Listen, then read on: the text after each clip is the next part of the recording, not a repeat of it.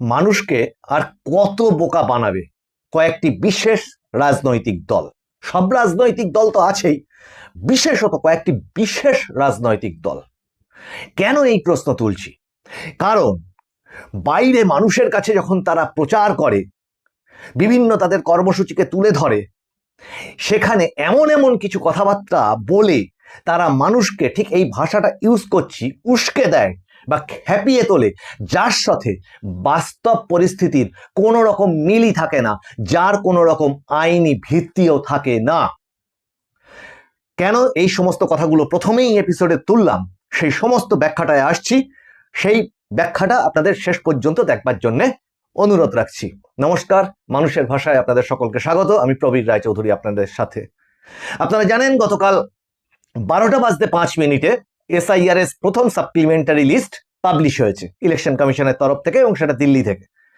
এখনো পর্যন্ত সেই লিস্ট দেখার ব্যাপারে কিছু সার্ভারের সমস্যা হচ্ছে, কিন্তু আজকে ছিল এসআইআর এর ব্যাপারে, এসআইআর যে মামলাটি চলছে, এসআইআর সংক্রান্ত পশ্চিমবঙ্গ সরকার মমতা বন্দ্যোপাধ্যায়ের করা যে মামলা, সেই মামলাটির আজকে আর একটা হিয়ারিং ছিল। যে হিয়ারিংটিতে আমরা মানুষের ভাষাতেও বলেছি প্রচুর প্রশ্ন ওঠার কথা ছিল। সেই প্রশ্নগুলো কি আদৌ উঠল? আর যে প্রশ্নগুলো উঠল, সেই প্রশ্নগুলোতে সুপ্রিম কোর্ট, মহামান্য প্রধান বিচারালয়, তার যিনি প্রধান বিচারপতি, তার ডিভিশন বেঞ্চ, মহামান্য বিচারপতি সূর্যকান্ত এবং মহামান্য বিচারপতি জয়মাল্য বাগচির যে ডিভিশন বেঞ্চ, তাতে তারা ঠিক কি রায় দিলেন আজকে, সেইটা আজকে জানাটা খুব দরকার। সেই পুরো জিনিসটা আপনাদের সামনে তুলে ধরবার চেষ্টা করছি, এবং এইটা তুলে ধরলে আপনারা বুঝতে পারবেন যে কত বড় তঞ্চকতা এই রাজনৈতিক দলগুলো মানুষের সাথে করে, জনগণের সাথে করে, এবং বিশেষত সংখ্যালঘুদের কত রকম ভাবে এরা ভুল বোঝায়। প্রথমত, এই ধরনের প্রসঙ্গগুলো কি এই লাস্ট কদিন আমরা শুনিনি? সেই মুখ্যমন্ত্রীর যে ধর্ণা মঞ্চ, সেখান থেকে শুরু করে তারপরে এই আজ পর্যন্ত, এই যে সাপ্লিমেন্টারি লিস্ট বেরিয়ে গেল, আজকে সকালবেলাও তিনি বিমানবন্দরে দাঁড়িয়ে ইলেকশন কমিশনকে যা খুশি তাই বলেছেন। প্রসঙ্গগুলো যতটা শুনেছি সেগুলো আপনাদের সামনে তুলে ধরছি।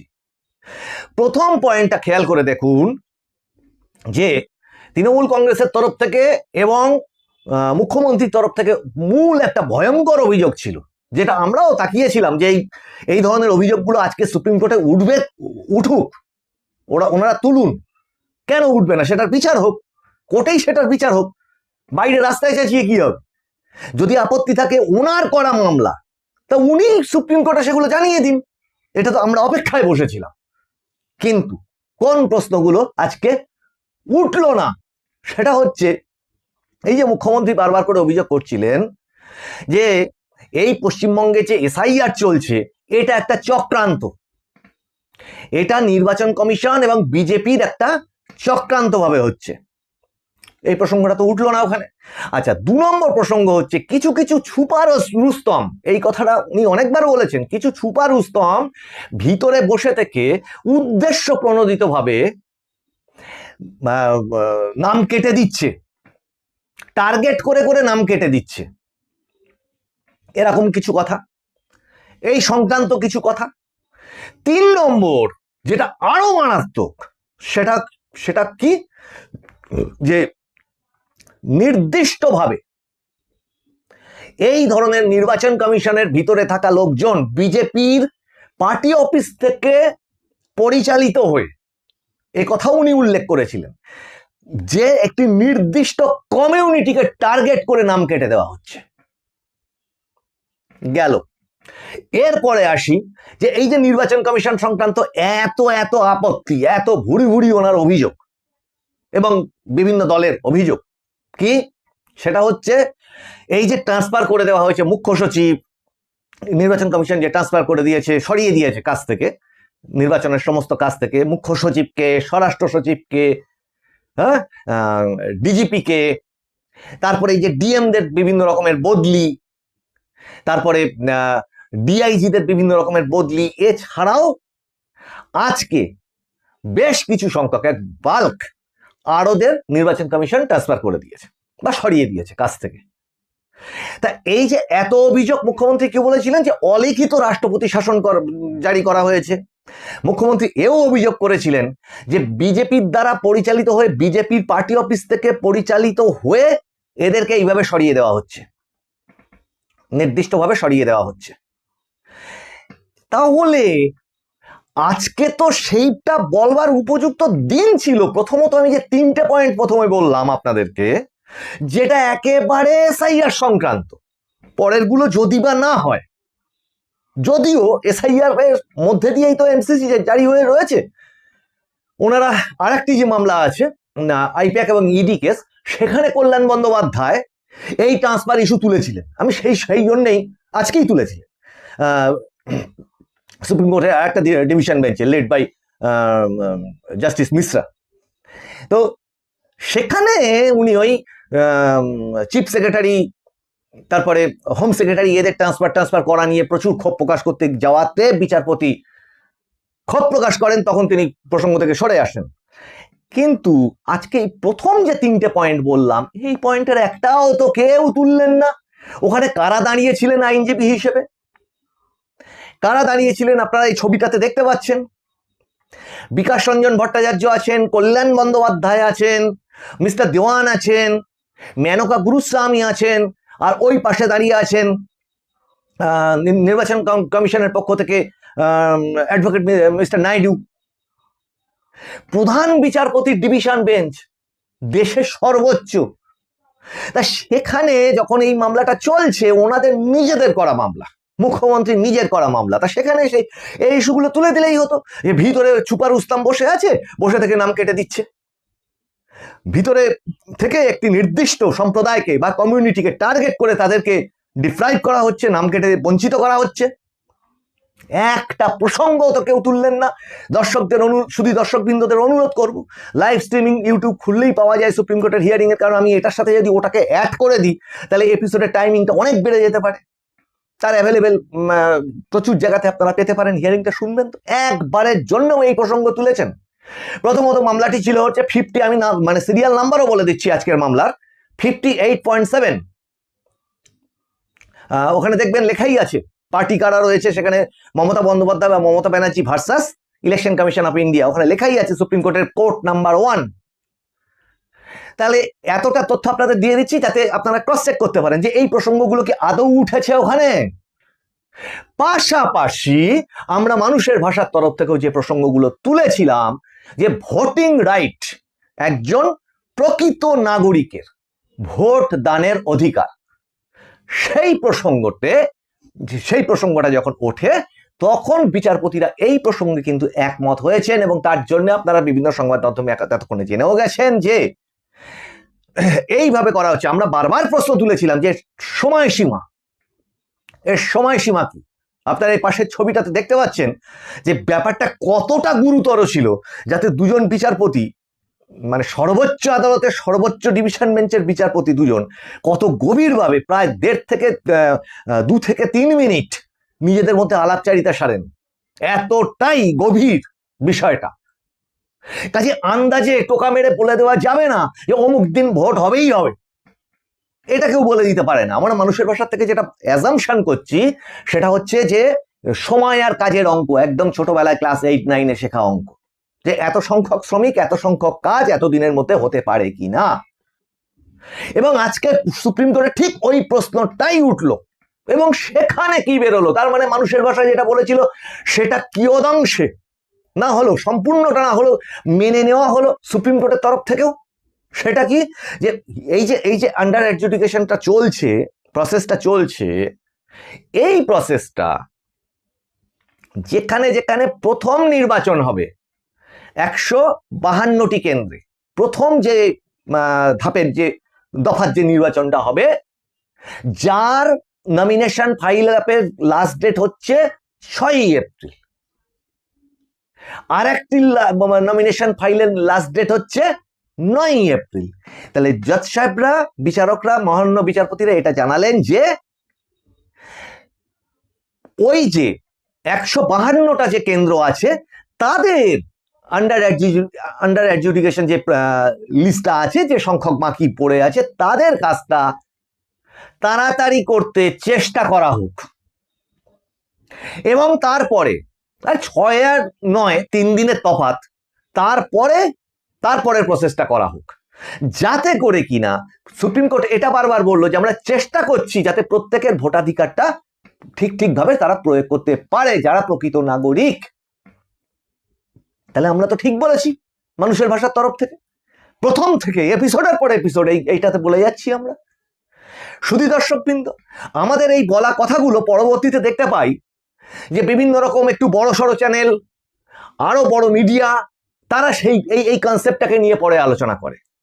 আপনাদের সাপোর্ট পাচ্ছি, সমর্থন পাচ্ছি, সুচিন্তিত মতামত পাচ্ছি, আমরা সেগুলোর থেকেই আপনাদের সামনে আপনাদের কথা তুলে ধরি। কিন্তু এরপরে কি হলো? এরপরে যে ট্রাইব্যুনালের যে অনিশ্চয়তার জায়গাটা ছিল, অ্যাপেলেট ট্রাইব্যুনাল, যেখানে কিনা যারা বাদ পড়বে তারা যাতে আবেদন করতে পারে, এই আর একটা ইস্যুতে বলা হলো যে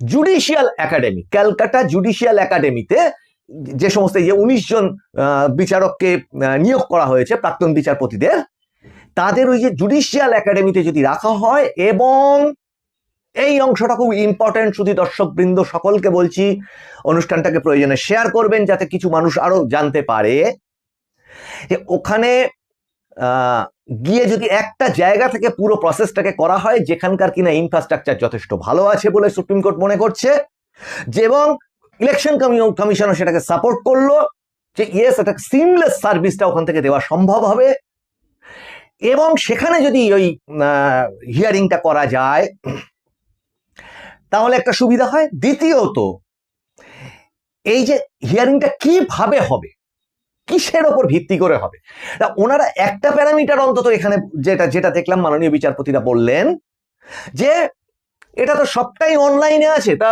সুপ্রিম ইলেকশন কমিশনের আইনজীবী বলে হ্যাঁ সবটাই অনলাইনে আছে, পুরোটাই ডিজিটাল আছে ওখানে।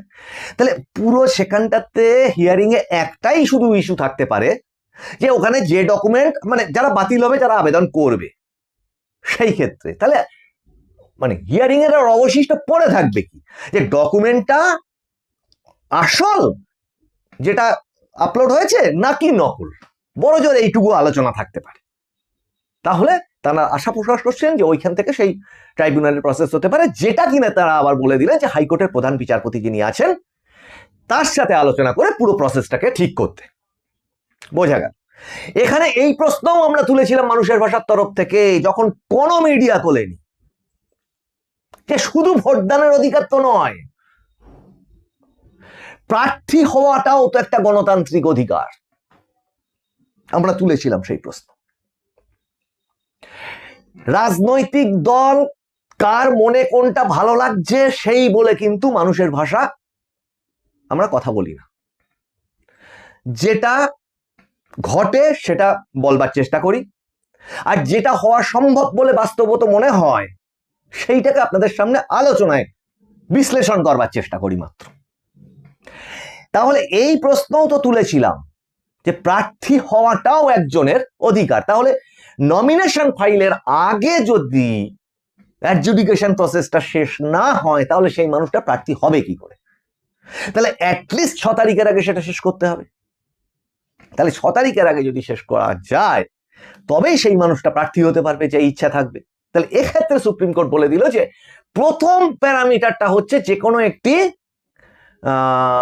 অথরাইজড রাজনৈতিক দল থেকে প্রথমত হতে হবে, যে প্রার্থী হতে চাইছে তাদের কেসগুলো যাতে দ্রুত মিটিয়ে দেওয়া হয়, যে বা যারা প্রার্থী হতে চাইছেন, কিন্তু সেটা একটা মান্যতাপ্রাপ্ত, নির্বাচন কমিশনের মান্যতাপ্রাপ্ত রাজনৈতিক দল হতে হবে, প্রথম প্যারামিটার। দ্বিতীয় প্যারামিটার, যারা নির্দল টির্দল হয়েও দাঁড়াতে চান, আমরা এই জায়গাটাতেও সুপ্রিম কোর্টের মানে দৃষ্টি আকর্ষণ করি এখান থেকেও, যে কিনা নির্দল হয়ে দাঁড়াতে চায় তার অধিকারটাও যেন খর্ব না হয়, যেটা সুপ্রিম কোর্ট আজকে বলেছে সেটা এর পরের অংশে তারা ভেবে দেখছেন। এখন এই পুরো ব্যাপারটার মধ্যে আপনারা কি দেখতে পেলেন? এইটুকুই তো আলোচনা ছিল, এবং মাননীয় বিচারপতিদের কাছে এই ইস্যুগুলোই উঠলো, ওখানে যারা গেছিলেন যে সমস্ত আইনজীবীরা, এবং মাননীয় প্রধান বিচারপতি আবার হাইকোর্টের প্রধান বিচারপতির ওপরেই কিন্তু দায়িত্বটা ন্যস্ত করলেন। এই সমস্ত বিষয়টা নিয়ে আগামীতে আবার 1 তারিখে এই বিষয়টা হিয়ারিং আছে, যে সেই পর্যন্ত কি হয়, কারণ 6 তারিখে হচ্ছে নমিনেশনের লাস্ট ডেট আছে। আর তার আগেই হাইকোর্টের প্রধান বিচারপতি বলেছেন শুক্রবার করে পুরো লিস্টগুলো বার করা হবে। তাহলে এবার আমরা পরিষ্কার হয়ে গেলাম যে এবার ওই 152টা কেন্দ্রের লিস্ট কিন্তু আগে বেরোবে, এইটুকু বোঝা গেল। কিন্তু সেটা নিয়েও অনিশ্চয়তা থাকছে। আজকে যে এখনো পর্যন্ত যেটা বোঝা যাচ্ছে যে 28-29 লক্ষ মতো আন্ডার অ্যাডজুডিকেশন লিস্টের নিষ্পত্তি হয়েছে, কিন্তু তাহলে পড়ে থাকছে আরো 31 লাখ। সম্ভব কি? দর্শক আপনারাই বলবেন। এবং আবার এই প্রশ্ন তুলছি যে মানুষকে এরা আর কত ভুল বোঝাবে? এটাও এবার সুপ্রিম কোর্টের দৃষ্টি আকর্ষণ করবার দরকার আছে যে মানুষকে এইভাবে ভোটের আগে একটি যা খুশি তাই বলে দেওয়া যায় কিনা, এবং সেটা ইলেকশন কমিশনের দেখা উচিত। এবং সেটা সুপ্রিম কোর্টে যেহেতু মামলাটি চলছে, এক্সপেক্ট করব যে ইলেকশন কমিশন আগামী দিনে এই ধরনের মানুষকে ভুল বোঝানো, বিভ্রান্তি ছড়ানো, এইগুলোও যেন সুপ্রিম কোর্টের নজরে আসে।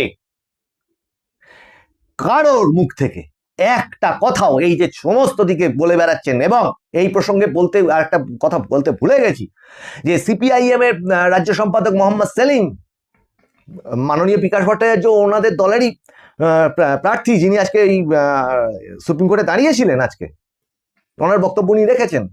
মোহাম্মদ সেলিম এটা পরিষ্কার বলেছেন অন ক্যামেরা যে ওই 60 লক্ষ নাম আগে ফিরিয়ে আনতে হবে, তবে ভোট হবে।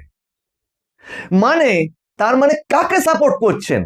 ওর মধ্যে যারা ভুয়ো আছে, জালি আছে, তাদের ফিরিয়ে আনতে হবে, এইটাকে সাপোর্ট করছেন। কই সেটা যদি করেও থাকেন, কেন সুপ্রিম কোর্টে তুললেন না প্রশ্নটা? আপনাদের লয়ার তো ছিলেন, আপনারা কেন তুললেন না এটা? বিকাশবাবু অত্যন্ত শ্রদ্ধেয় লয়ার, ওনাকে নিয়ে কিছু ওনার মানে কি বলবো, লয়ার হিসেবে কোনো প্রশ্ন তুলছি না। আমি তুলতে চাইছি রাজনৈতিক দলের ইস্যু ভিত্তিক মানুষকে ভুল বোঝানো, সেই পয়েন্টটা। এপিসোডগুলো কেমন লাগছে আপনাদের জানাবেন। ভালো লাগলে আপনারা সাবস্ক্রাইব করুন, লাইক করুন, শেয়ার করুন, আর আপনাদের সুচিন্তিত মতামত পাঠান কমেন্টে।